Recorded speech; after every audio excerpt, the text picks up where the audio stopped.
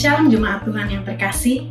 Terima kasih sudah bergabung kembali bersama Bethany Church Singapore Online Service pada hari ini. Senang sekali kami menyambut Bapak, Ibu, Saudara yang dengan setia beribadah bersama kami. Dan untuk Anda yang baru pertama kali mengikuti ibadah online ini, kami mengucapkan selamat datang dan selamat bergabung bersama keluarga Bethany Church Singapore. Hari ini kita akan kembali mengadakan ibadah perjamuan kudus bersama Pastor Niko Nyotora Harjo. Untuk itu, mari kita siapkan roti atau biskuit dan teh atau sirup sebagai anggur perjamuan kudus. Mari kita datang dengan hati yang penuh dengan ucapan syukur dan siap untuk diberkati oleh kebenaran firman-Nya. Mari kita satukan hati dan berdoa. Bapa di dalam surga, terima kasih untuk segala kebaikan-Mu bagi kami dan seluruh keluarga kami. Saat ini kami akan memulai ibadah kami. Kuduskan kami ya Tuhan, supaya kami boleh layak di hadapan-Mu. Kami siap untuk menyambut hadirat-Mu. Kami siap untuk menerima kasih, kuasa, dan pengurapan-Mu yang akan mengubahkan dan membangkitkan setiap kami. Terima kasih Tuhan, di dalam nama Tuhan Yesus Kristus kami berdoa dan mengucap syukur. Amin. Selamat beribadah, Tuhan Yesus memberkati. Kami bersyukur Tuhan untuk kasih setia-Mu. Kalau hari ini kami boleh ada, terlepas dari semua hal yang terjadi dalam hidup kami, Engkaulah Allah yang baik, Engkaulah Allah yang setia. Maka hari ini kami mau terus naikkan syukur kami ke hadapan-Mu. Terima kasih Tuhan Yesus, Engkau baik.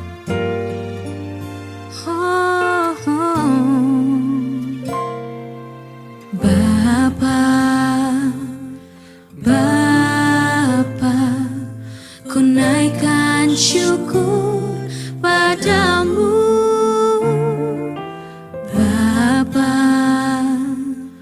Bapa, ku sembah sujud kepadamu, Bapa,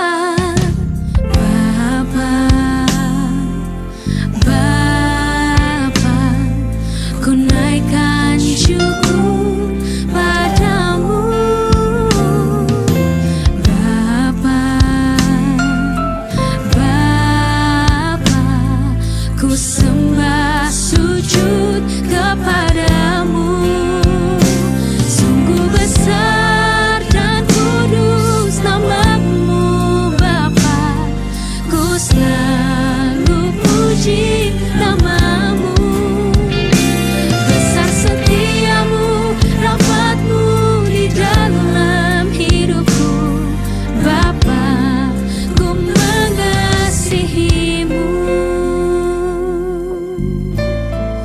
Engkau baik Tuhan. Mari naikkan syukur lebih lagi saudara. Bapa, ku naikkan syukur padamu, Bapa. Oh, kami bersyukur Tuhan, ku sembah sujud kepadamu. Sungguh besar dan kudus nama-Mu, Bapa. Ku selalu puji besar setiamu,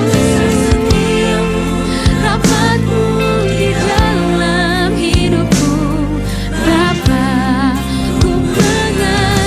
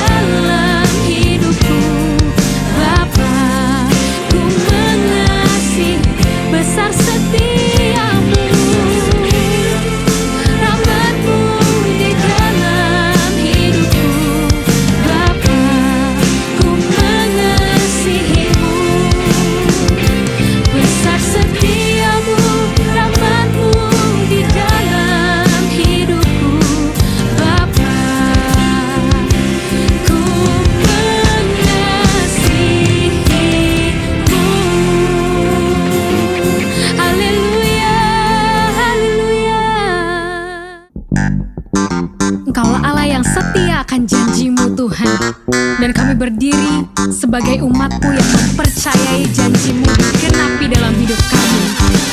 Haleluya, mari kasih tepuk tangan buat Tuhan Yesus, saudara. Come on, sing it out. Standing on the promises of Christ, my King. Through eternal ages, let His praises ring. Glory in the highest, I will shout and sing. Standing on the promises of God. Standing, standing, standing on the promises of God, my Savior. Standing, standing, I'm standing on the promises of God.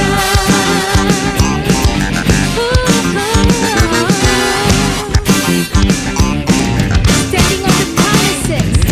Standing on the promises of God, my King. Through eternal ages, let His praises ring.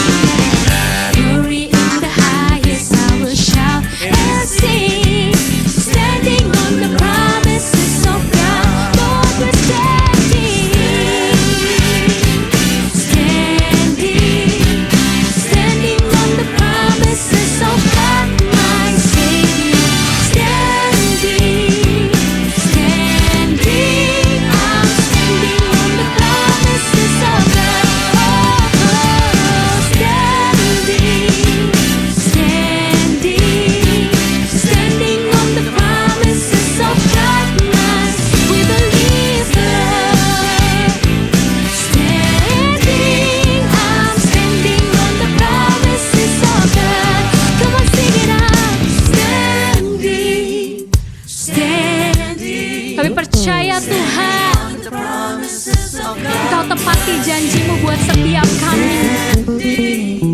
Standing, I'm standing on the promises of God. Oh, we're standing.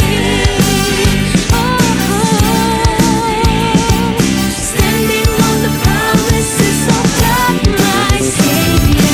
Standing, standing, I'm standing on the promises of God. Standing on the promises of God. Standing on the promises of God. We believe, Lord. Come on, shout hallelujah, hallelujah.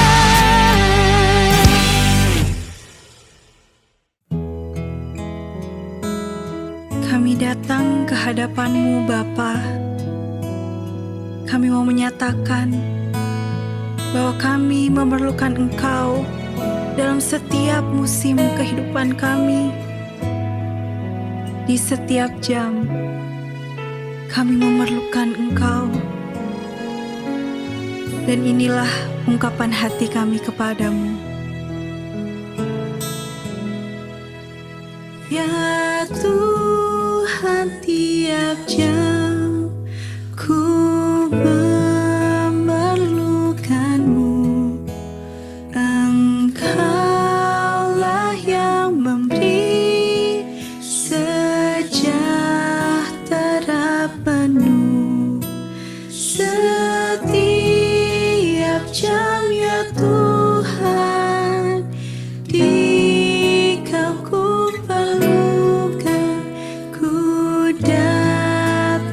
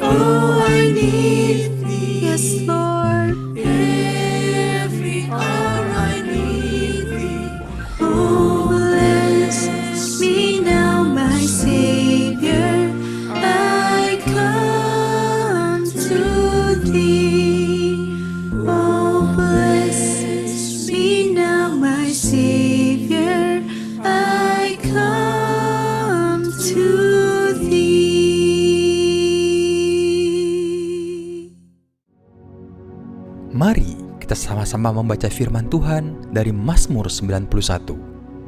Dalam lindungan Allah. Orang yang duduk dalam lindungan yang maha tinggi dan bermalam dalam naungan yang maha kuasa akan berkata kepada Tuhan, tempat perlindunganku dan kubu pertahananku, Allahku yang kupercayai. Sungguh, dialah yang akan melepaskan engkau dari jerat penangkap burung, dari penyakit sampar yang busuk. Dengan ketpaknya ia akan menudungi engkau, di bawah sayapnya engkau akan berlindung. Kesetiaannya ialah perisai dan pagar tembok. Engkau tak usah takut terhadap kedahsyatan malam, terhadap panah yang terbang di waktu siang, Terhadap penyakit sampar yang berjalan di dalam gelap, terhadap penyakit menular yang mengamuk di waktu petang. walau 1,000 orang rebah di sisimu dan 10.000 di sebelah kananmu, tetapi itu tidak akan menimpamu. Engkau hanya menontonnya dengan matamu sendiri dan melihat pembalasan terhadap orang-orang fasik. Sebab Tuhan ialah tempat perlindunganmu, yang maha tinggi telah kau buat tempat perteduhanmu. Malapetaka tidak akan menimpa kamu, dan tulah tidak akan mendekat kepada kemahmu. Sebab malaikat-malaikatnya akan diperintahkannya kepadamu untuk menjaga engkau di segala jalanmu. Mereka akan menatang engkau di atas tangannya, supaya kakimu jangan terantuk kepada batu. Singa dan ular tedung akan kau langkahi, engkau akan menginjak anak singa dan ular naga. Sungguh hatinya melekat kepadaku, maka aku akan meluputkannya. Aku akan membentenginya, sebab ia mengenal namaku. Bila ia berseru kepadaku, aku akan menjawab. Aku akan menyertai dia dalam kesesakan. Aku akan meluputkannya dan memuliakannya. Dengan panjang umur akan kukenyangkan dia, dan akan kuperlihatkan kepadanya keselamatan daripadaku. Mari kita terus berdoa untuk Pentakosta ketiga. Pentakosta ketiga adalah pencurahan Roh Kudus yang dahsyat di zaman ini, melebihi yang terjadi di Azusa Street. Pentakosta ketiga akan mengakibatkan penuaian jiwa yang terbesar dan yang terakhir sebelum Tuhan Yesus datang kembali. Pentakosta ketiga akan membangkitkan generasi Yeremia, yaitu anak-anak muda yang dipenuhi Roh Kudus, cinta mati-matian kepada Tuhan Yesus, tidak kompromi terhadap dosa, dan akan bergerak untuk memenangkan jiwa. Pentakosta ketiga lahir di Indonesia dan bergerak ke bangsa-bangsa. Gerakan ini dari timur ke barat dan akan kembali ke Yerusalem.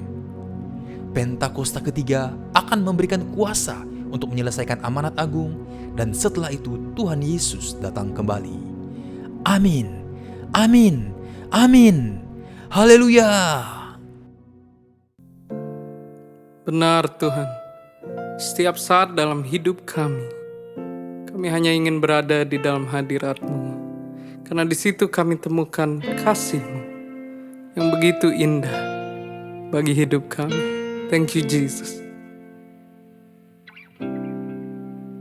Kasih Yesus sungguh indah di dalam hidupku ini, sungguh manis, lebih manis hidup bersama Yesus.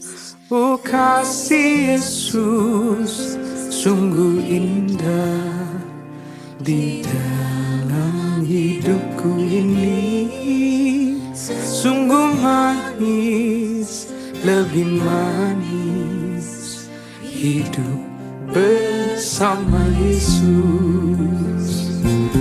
Yesus, nama Yesus, pujilah Dia, kasih-Nya kepada saya sampai selama-lamanya.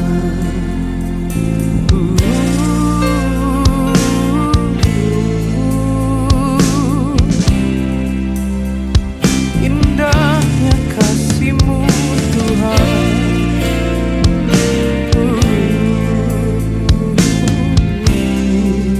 Oh kasih Yesus sungguh indah di dalam hidupku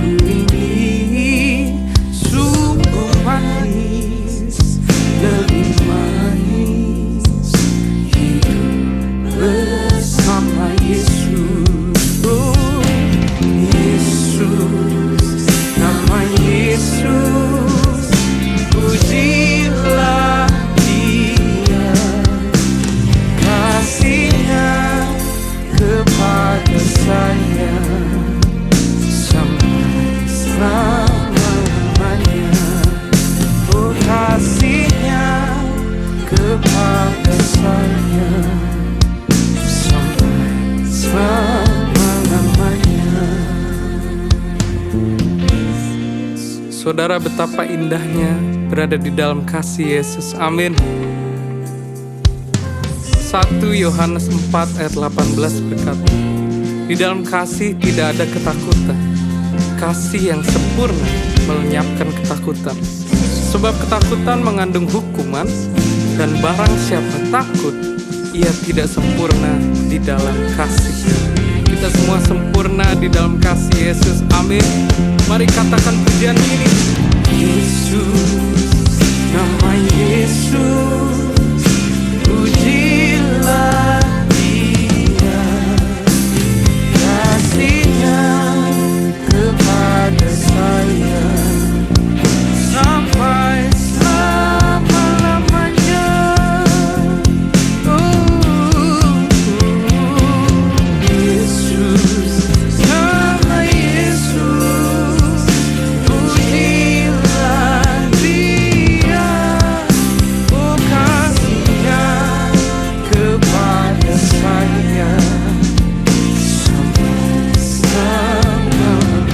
Sekali lagi katakan, oh Yesus, nama Yesus, pujilah Dia, kasih-Nya kepada saya sampai selama-lamanya. Oh kasih-Nya kepada saya sampai selama-lamanya. Thank you, Jesus. Shalom saudara yang diberkati oleh Tuhan. Senang berjumpa dengan sekalian Bapak, Ibu, Saudara, dan anak-anak muda yang ada. Kita telah banyak memuji-muji Tuhan, kita banyak menyembah Tuhan, dan kita hari ini akan berdoa untuk semua jemaat supaya semua bangkit dan bersukacita untuk bisa beribadah dan melayani Tuhan. Sebentar firman Tuhan akan disampaikan, dan tentunya perjamuan kudus kita akan bersekutu dengan tubuh dan darah Kristus supaya yang lemah semua kita dipulihkan, yang sakit sembuh, tapi lebih daripada itu sebuah persekutuan untuk mengingat kebaikan Tuhan, dan kita bisa ikut Tuhan dan melayani Tuhan sampai kedatangannya. Puji Tuhan. Rasul Paulus ingatkan dalam firman Tuhan kepada jemaat Korintus, sebab kami tidak memperhatikan hal-hal yang kelihatan, melainkan yang tidak kelihatan. Sebab yang kelihatan itu sementara, tetapi yang tidak kelihatan itu bersifat kekal. Apa yang kelihatan? Yang kita lihat hari ini adalah berita negatif, resesi, pekerjaan yang sulit, orang sakit di mana-mana, wabah ini, pandemik ini belum berhenti, ya, di Indonesia khususnya, di bangsa-bangsa, di berbagai tempat di seluruh dunia. Namun kita percaya kalau yang kita lihat ini semua kepada hal-hal yang negatif, mari kita mempercayai hal yang gak kelihatan, yang ditaruh Tuhan di dalam roh jiwa kita.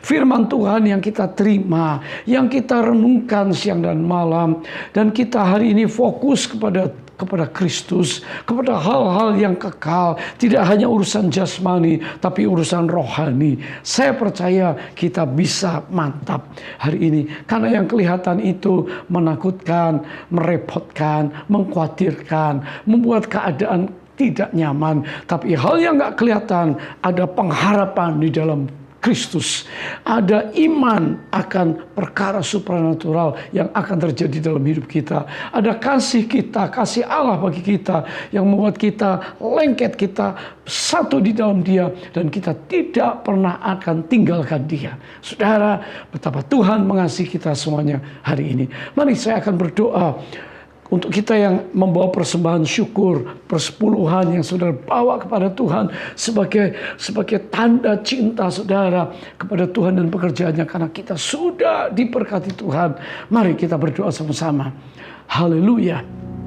Bapa surga, kami datang kepadamu dengan hati bersyukur. Kami datang menghadap hadirat-Mu dalam ibadah yang diberkati Tuhan hari ini. Kami tahu pekerjaan-Mu tetap akan berjalan walaupun secara online. Dan kami tahu gereja-Mu tetap ada dan kuat. Karena kami menabur, kami membawa persembahan syukur, persembahan misi, persembahan khususnya persepuluhan. Tuhan, kuduskan semuanya supaya setiap anak-anak-Mu bisa dari tangan mereka mempersembahkan sesuatu yang menyenangkan hati Tuhan, dan Tuhan memberkati hidup mereka. Semua sehat, semua dalam damai sejahtera, semua mengalami kebaikan, pintu tertutup dibukakan, dan Tuhan menyertai langkah-langkah kami hari lepas hari. Berkati para pria wanita, berkati yang di marketplace, berkati profesi mereka, berkati yang sedang mencari pekerjaan. Tuhan sanggup membuat pintu terbuka dalam nama Yesus. Kami angkat doa kami khususnya untuk Indonesia ya Tuhan, yang sedang mengalami badai daripada pandemik ini yang semakin merajalela. Tuhan, turunkan belas kasihan-Mu. Ampunilah kami dan bangsa kami, gereja. Kami percaya Tuhan akan menurunkan rahmat dan memulihkan, menyembuhkan negeri bangsa Indonesia. Berkati gereja-gereja-Mu yang ada, semua gereja yang berbahasa Indonesia, bahkan di Singapura sekalipun, kerahmat Tuhan terjadi atas kami semuanya. Mari Tuhan, lawatilah negeri kami dan lawatilah bangsa-bangsa, khususnya Indonesia. Dalam nama Yesus, pemulihan pasti terjadi. Memberkati hamba-Mu juga Pak Niko dan seluruh wakil gembala dan juga tim pengembalaan di gereja-gereja kami. Semuanya melayani Tuhan sungguh-sungguh, dari guru sekolah minggu sampai semua pengerja, semua hamba Tuhan dan semua umat-Mu mengalami berkat yang spesial pada hari ini. Dalam nama Yesus kami siap menerima berkat-Mu, firman-Mu. Haleluya. Amin. Tuhan memberkati kita. Selamat menikmati firman Tuhan. Shalom semuanya. Waktu berjalan begitu cepat. Dengan tidak terasa, tanggal 4 September tahun 2020, keluarga besar GBI Jalan Jenderal Gatot Subroto berumur 32 tahun. Dimulai dengan satu gereja di Gedung Karsa Pemuda Senayan, Jakarta, yang berjumlah sekitar 400 orang. Sekarang berkembang menjadi 1.200 gereja di dalam dan di luar negeri. Dengan jumlah jemaat lebih dari 300.000 orang, dengan sekitar 9.500 school. DNA gereja kita adalah restorasi Pondok Daud. Saya ingat ada 2 hamba Tuhan yang menubuatkan saya menjadi alat Tuhan untuk merestorasi Pondok Daud, yaitu Pendeta Scheng dari Belanda dan Om Damaris yang merupakan penginjil sepenuh waktu pertama di Indonesia. Mereka saat ini sudah bersama dengan Bapa di sorga. Kisah Para Rasul 15 ayat 15 sampai dengan 18 berkata bahwa Tuhan Yesus akan datang kembali dan merestorasi Pondok Daud yang telah roboh. Ini tidak berarti bahwa restorasi Pondok Daud baru terjadi pada waktu Tuhan Yesus datang kembali. Tetapi restorasi Pondok Daud ini sedang terjadi pada hari-hari ini dan akan selesai secara sempurna pada saat Tuhan Yesus datang kembali. Untuk apa Tuhan Yesus merestorasi Pondok Daud? Supaya semua orang lain mencari Tuhan dan segala bangsa yang disebut milik Tuhan mencari Tuhan.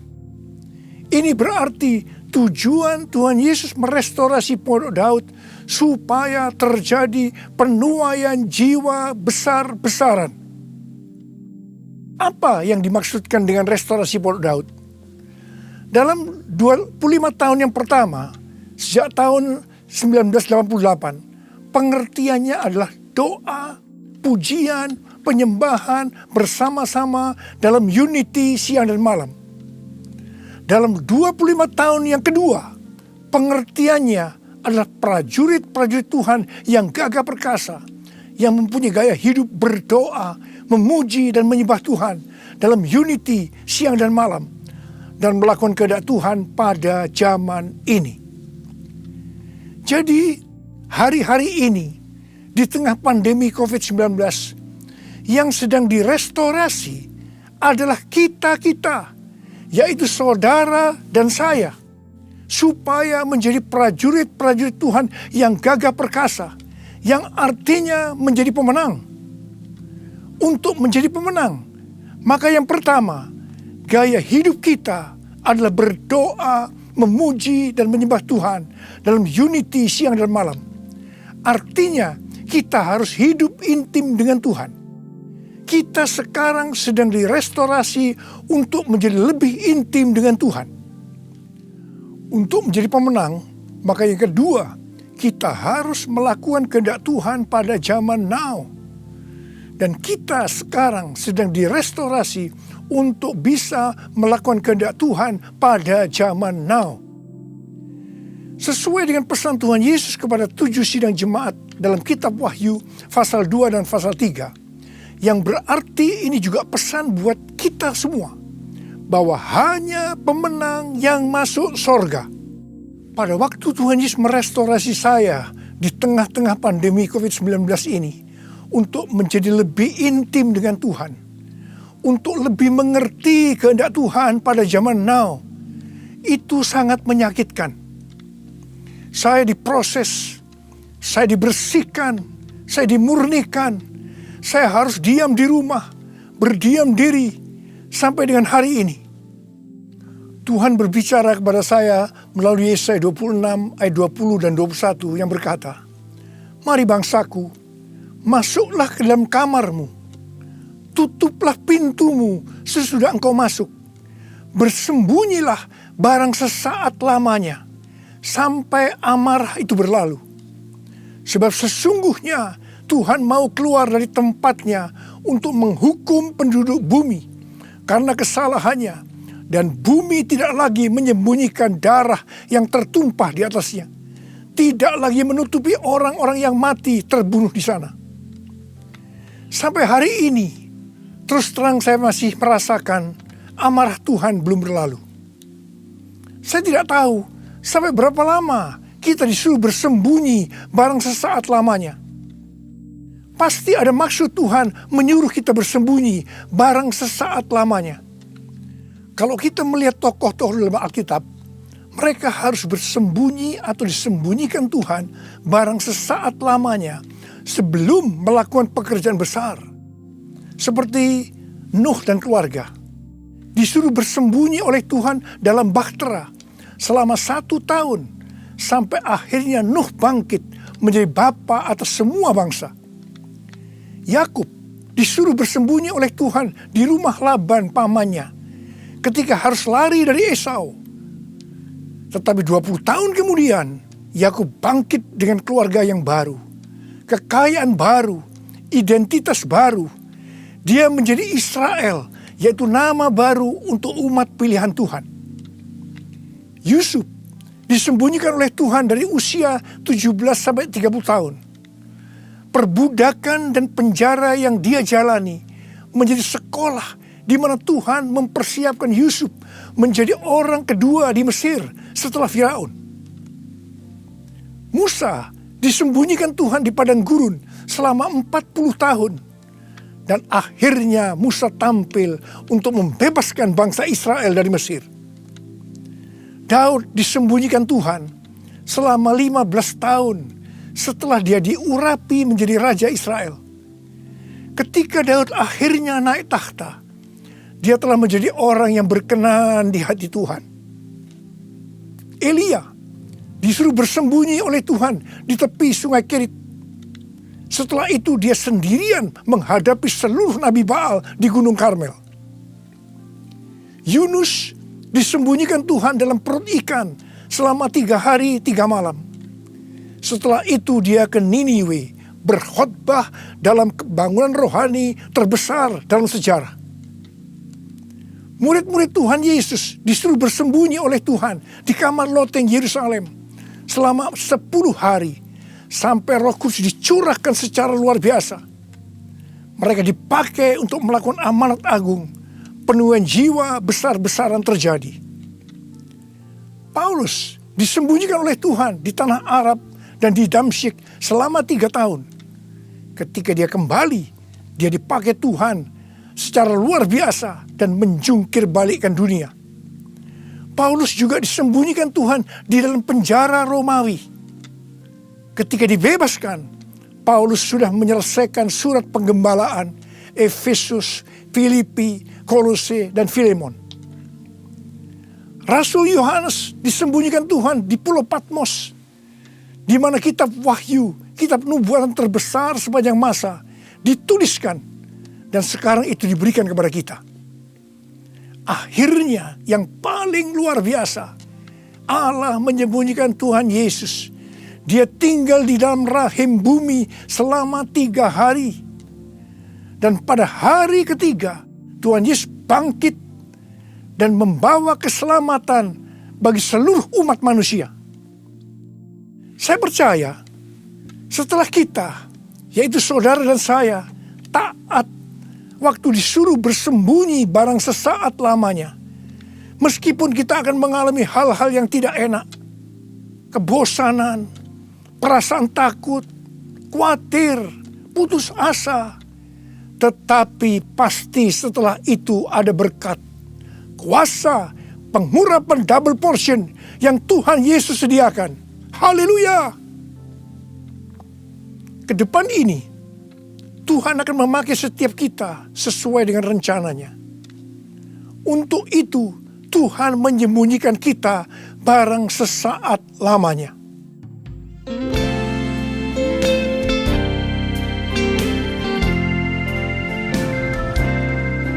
Tuhanku, ya Allahku, Engkau perlindunganku. Hanya kepadamu ku bersujud. Tuhanku, ya Allahku, Engkau perlindunganku. Hanya kepadamu ku bertelut. Aku memuji Engkau, Yesus, menyembah kepadamu.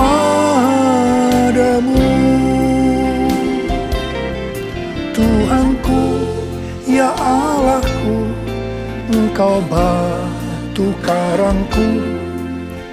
Hanya kepadamu ku bersujud.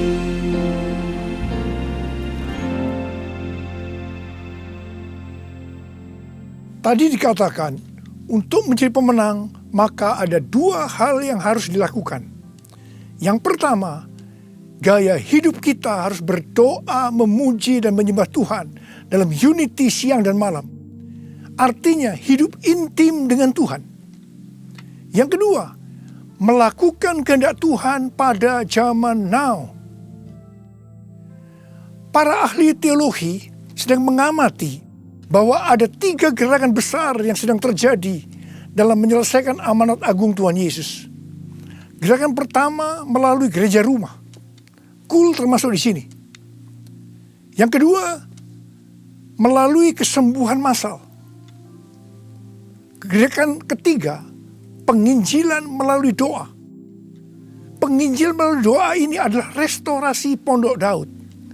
Ketiga hal ini sedang kita lakukan hari-hari ini. Pada tanggal 17 Agustus 2020, yaitu pada perayaan ulang tahun Indonesia yang ke-75, kita disuruh oleh Tuhan untuk mengadakan Zoom meeting dengan tema Trumpet Call for All Nations, yang diikuti oleh banyak bangsa-bangsa. Pada waktu itu Tuhan menyampaikan pesan bahwa trompet Tuhan sedang berbunyi untuk memanggil umatnya, bangsa-bangsa, untuk berdoa. Melalui Yeremia 33 ayat 3, Tuhan berkata, "Berserulah kepadaku, maka aku akan menjawab engkau dan akan memberitahukan kepadamu hal-hal yang besar dan hal yang tidak terpahami, yakni hal-hal yang tidak kau ketahui." Ada 3 topik doa yang Tuhan mau kita lakukan hari-hari ini. Yang pertama, berdoa untuk negara kita, Indonesia. Yang kedua, berdoa untuk pertobatan. Dan yang ketiga, berdoa untuk penuaian jiwa besar-besaran. Kita harus berdoa untuk negara kita Indonesia. Sesuai dengan Yeremia 29 ayat 7. Kita harus berdoa untuk kesejahteraan negara kita. Karena kalau negara Indonesia sejahtera, maka kita juga akan mengalami sejahtera. Sesuai dengan Yesaya 48 ayat 18. Bahwa kesejahteraan akan terjadi kalau kita memperhatikan perintah-perintah Tuhan. Karena itu, marilah kita berdoa bahwa negara Indonesia akan memperhatikan perintah-perintah Tuhan. Sesuai dengan yang terdapat dalam 2 Tawarikh 7 ayat 13 dan 14 yang berkata, kalau kita melihat Tuhan menutup langit sehingga tidak ada hujan. Kalau kita melihat Tuhan menyuruh belalang memakan habis hasil bumi. Ini berbicara tentang resesi ekonomi. Kalau kita melihat Tuhan melepaskan penyakit sampar di antara umatnya.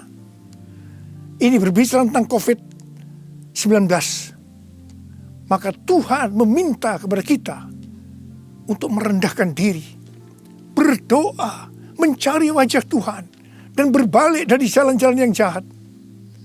Kalau kita melakukan ini, maka Tuhan akan mendengar dari sorga. Tuhan akan mengampuni dosa-dosa kita. Dan Tuhan akan memulihkan negeri kita, Indonesia, dari pandemi COVID-19 dan resesi ekonomi. Kita juga harus berdoa untuk penuaian jiwa besar-besaran. Sebelum terjadi penuaian jiwa besar-besaran, selalu didahului dengan kebangkitan doa. Sebelum Roh Kudus dicurahkan di kamar loteng Yerusalem 2000 tahun yang lalu, yang disebutkan sebagai Pentakosta pertama, maka murid-murid Tuhan Yesus semua bertekun dengan sehati dalam doa bersama-sama, yang artinya mereka berdoa, memuji dan menyembah Tuhan dalam unity siang dan malam.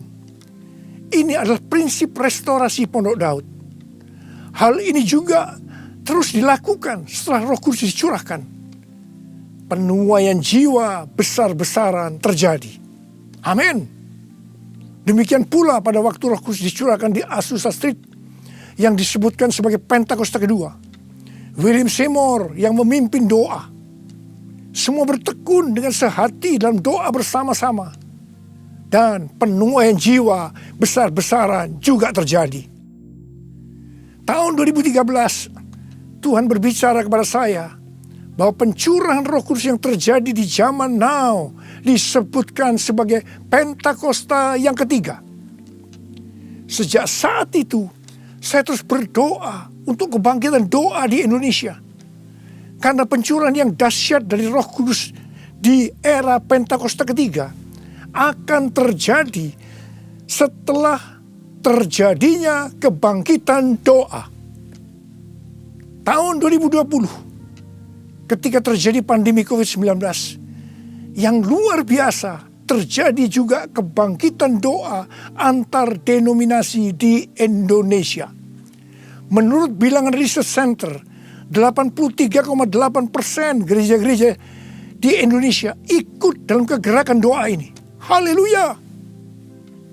Selain itu, pada tanggal 8 Juli sampai dengan 17 Agustus 2020, ada acara doa pujian penyembahan 24 jam sehari, 7 hari seminggu, selama 40 hari.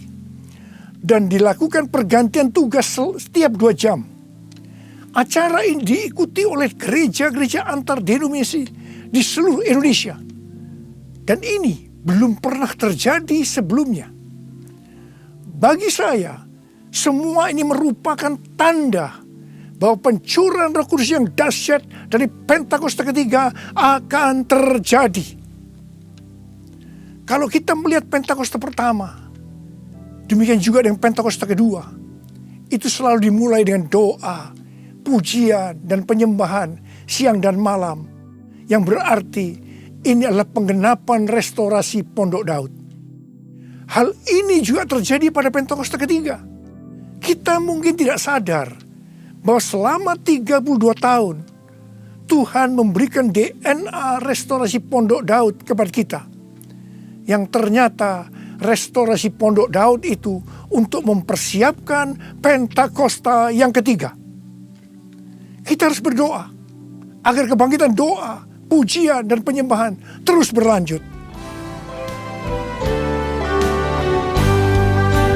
Pasanya dicurahkan, berkatnya dilimpahkan, penuaian besar sungguh terjadi. Segala bangsa akan datang menyembah Yesus Tuhan, kemuliaan Tuhan telah turun.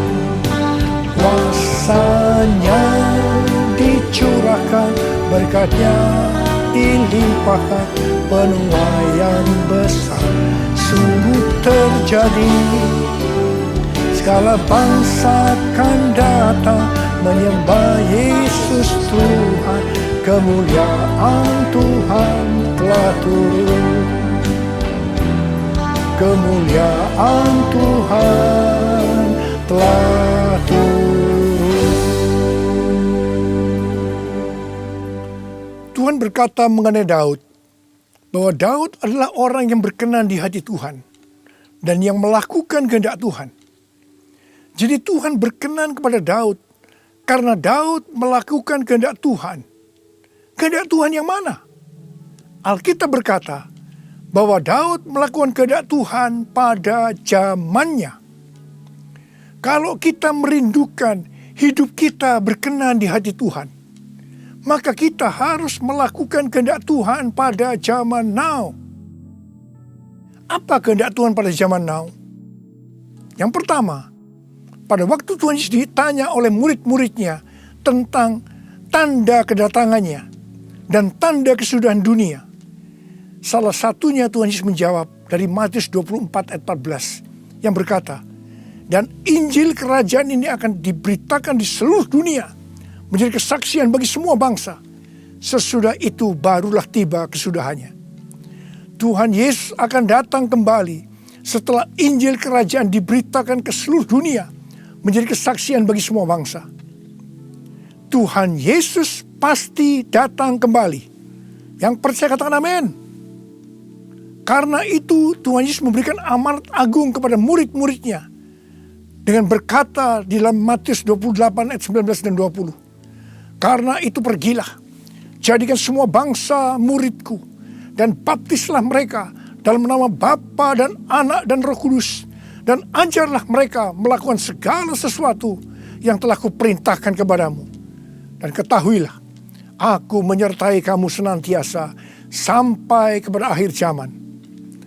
Tuhan Yesus memberikan tugas kepada kita untuk menyelesaikan amanat agung dengan kuasa dari Roh Kudus.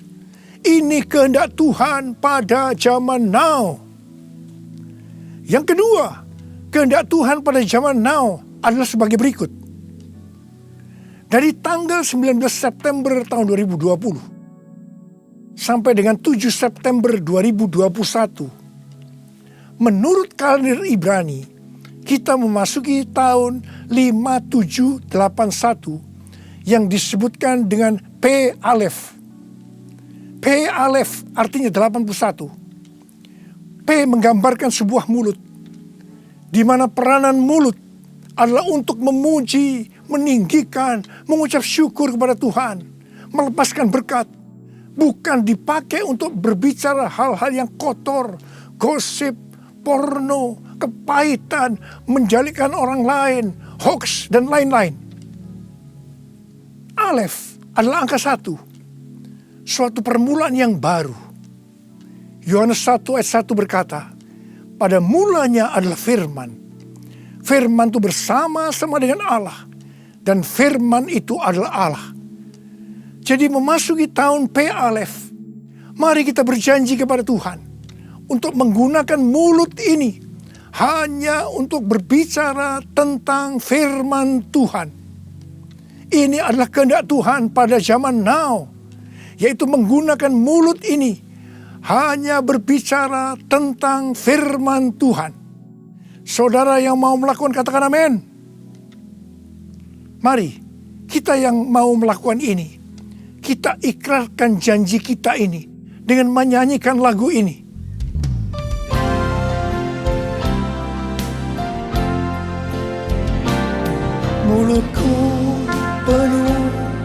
dengan pujian kepadamu ya Yesus Tuhan. Sepanjang hari ku beri penghormatan kepadamu ya Allahku. Mulutku penuh dengan pujian kepadamu ya Yesus Tuhan. Sepanjang hari ku beri penghormatan kepadamu ya Allahku. Kepadamu ya Allahku. Uriala basyara bala bala bala bala. Uriala bara bara bara bara bara bara bara bara. Uriala bara bara bara bara bara bara bara bara. Oh Yesus, saya mau berdoa buat saudara. Ada berapa banyak di antara saudara yang saat ini sedang disuruh oleh Tuhan bersembunyi barang sesaat lamanya. Mungkin saudara mengalami ketakutan, kebosanan, mungkin kecewa, mungkin ada yang putus asa. Tapi ketahuilah, Tuhan menyuruh kita, menyuruh saudara bersembunyi barang sesaat lamanya untuk merestorasi saudara. Untuk menjadi prajurit-prajurit Tuhan yang gagah perkasa. Untuk menjadi pemenang. Dan hanya pemenang yang masuk surga. Tuhan, berikanlah damai sejahtera-Mu buat anak-anak-Mu Tuhan. Kasihani mereka ya Tuhan. Kasihani. Sudah lama Tuhan mereka sedang menunggu-nunggu ini. Terima damai sejahtera Tuhan. Terima kesembuhan. Terima mujizat Tuhan. Oh ralaba shikara bala bala bala. Tuhan terima kasih. Ya Tuhan terima kasih. Tuhan terima kasih. Tuhan terima kasih.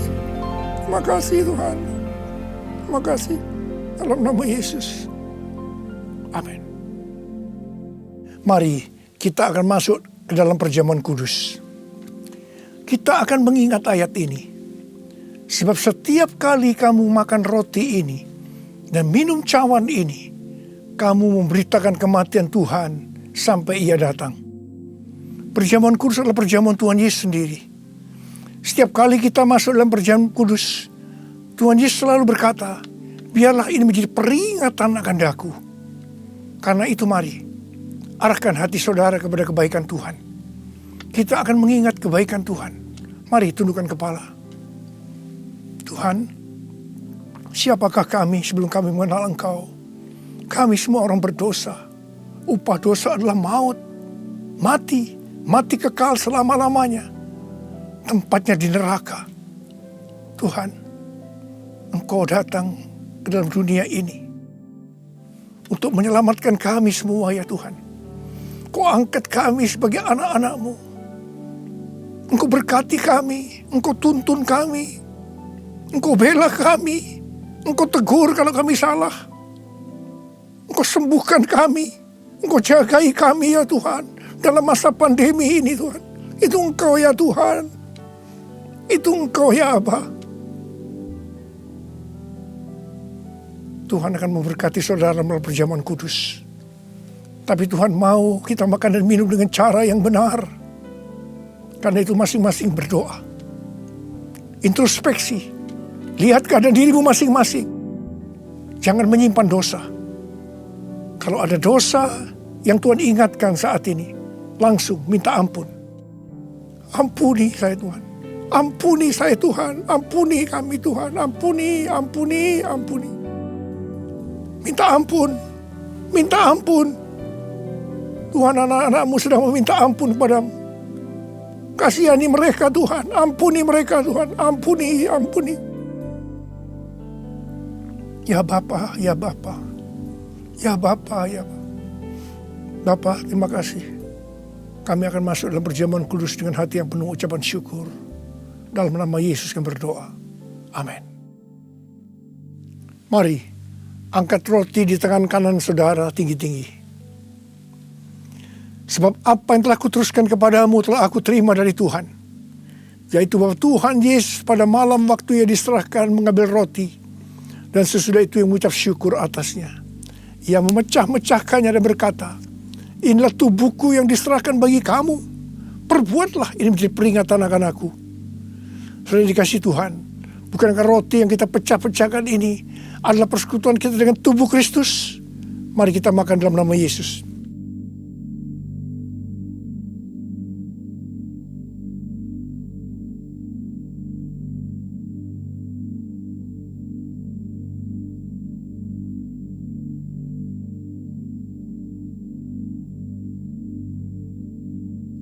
Mari, angkat cawan di tangan kanan saudara tinggi-tinggi. Demikian juga ia mengambil cawan sesudah makan lalu berkata, cawan ini adalah perjanjian baru yang dimeteraikan oleh darahku. Perbuatlah ini setiap kali kamu meminumnya, jadi peringatan akan aku. Sudah dikasih Tuhan. Bukankah cawan pengucapan syukur yang atasnya kita ucapkan syukur adalah persekutuan kita dengan darah Yesus? Mari kita minum dalam nama Yesus.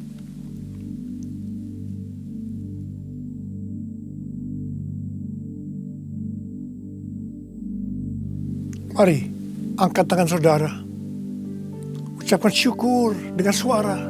Jangan diam. Tuhan terima kasih. Tuhan terima kasih.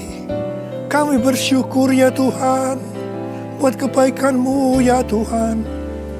Kami bersyukur ya Tuhan. Kami bersyukur ya Aba. Kami bersyukur.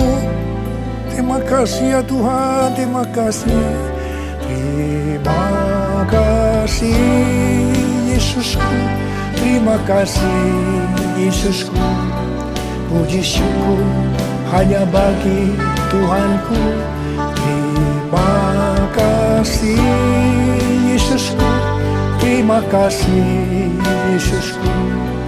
Puji syukur hanya bagi Tuhanku.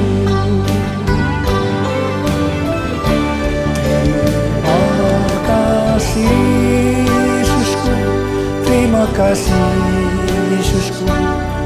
Puji syukur hanya bagi Tuhanku.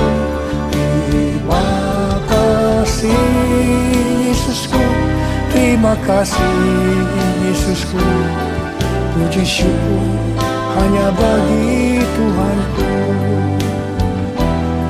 Puji syukur hanya bagi Tuhanku. Puji syukur hanya bagi Tuhanku.